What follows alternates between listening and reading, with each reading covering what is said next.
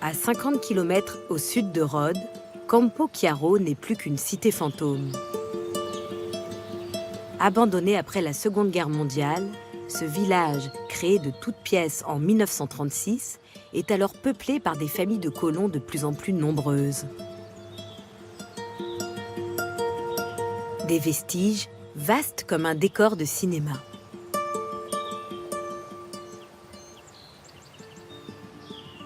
Nous sommes au centre du village, là où les bâtiments publics furent érigés.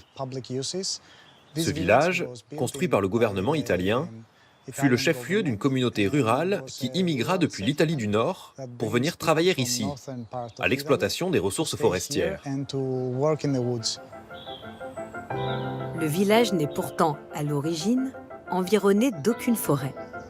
La prouesse italienne est d'en avoir créé une artificiellement. Ainsi, du centre de l'île aux montagnes à perte de vue, tout est boisé. Cette forêt procure alors des matériaux de construction. Lorsque les Italiens construisaient, ce n'était pas pour que cela dure 10 ans. Ils pensaient toujours à long terme. Ils voulaient ainsi signifier qu'ils étaient là pour y rester.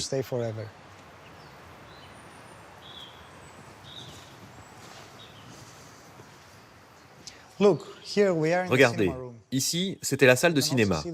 On peut encore discerner l'écran, peint à même le mur. C'est très intéressant, car avant la venue des Italiens à Rhodes, les gens ne connaissaient rien du cinéma. Et à l'époque, le cinéma était quelque chose de vraiment nouveau et fascinant. Si l'occupation fournit travail et loisirs, une altération de l'identité culturelle et religieuse suscite une résistance croissante de la part de la population grecque. La famille d'Emmanuil Ratzikantis compte à l'époque en son sein des patriotes devenus martyrs de l'occupation italienne.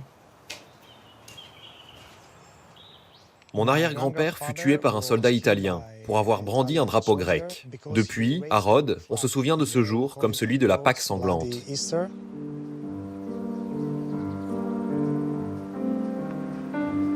Les conditions de l'occupation italienne ne cessent de se durcir lorsqu'en 1939, l'Italie fasciste s'allie à l'Allemagne nazie. À une poignée de kilomètres au nord du village de Campo Chiaro, dans les reliefs boisés, le climat se rafraîchit. Nous sommes à présent dans la montagne de Prophytis Ilias. Au sommet de la colline, nous apercevons la villa d'Ivecchi. Lieu de villégiature, elle accueille régulièrement le gouverneur fasciste de Rhodes, Divecchi.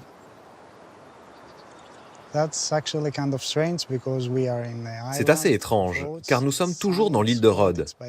Il fait beau, nous sommes à proximité de la mer. Pourtant, Divecchi a fait construire sa villa en un lieu qui lui rappelait son pays. C'est pourquoi il a choisi ce coin de forêt, très similaire à l'Italie du Nord. On se croirait au beau milieu des Alpes. Cette villa servait aussi à recevoir Mussolini. Il venait ici passer des vacances, car il était très ami avec Divecchi, le gouverneur de l'île. Le gouverneur est foncièrement antisémite. Les Juifs voient leur liberté se restreindre et les mesures vexatoires se multiplier.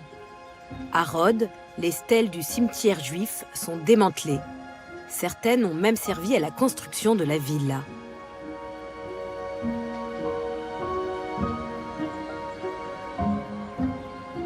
Quand en 1943 Mussolini est renversé, l'Allemagne envahit l'archipel, traque les Italiens et déporte la totalité des Juifs.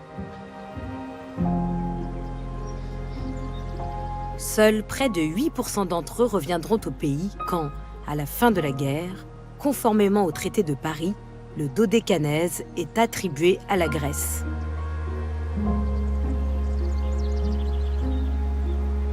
Face à ce qui fut l'occupation italienne, se pose la question des vestiges. Faut-il s'en débarrasser ou bien assumer ce passé ?